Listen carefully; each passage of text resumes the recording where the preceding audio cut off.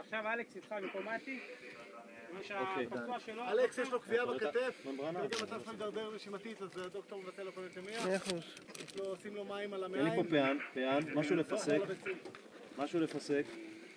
מוסקיטו, פען, מה שאתה יכול להביא לי. קדימה. כן, מעולה. מעולה, קטן. שומעים את נתיב האוויר, אני מחזיק אותו פתוח. יאללה, פצוע אמת. אוקיי. חוגג, רופא תופר. עשה לפתח.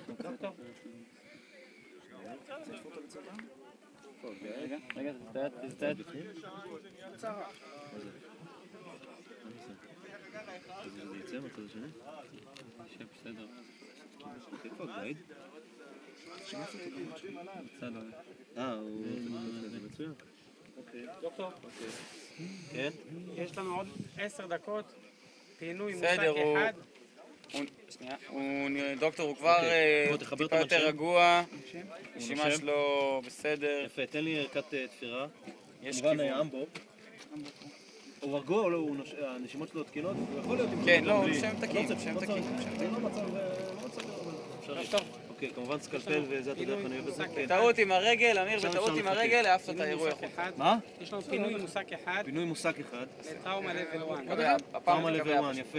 זה מוכן לפינוי, זה היה מתוקן. מה זה אין אגדים? אינטובציה מוכן לפינוי. הם שניהם צריכים level 1. יש פה נוירוכירורגיה וכירורגיה לב חזה. אנחנו תן לי מדדים על החבר'ה האלה. מדדים פה תקינים, לפי אלכס פה לידך.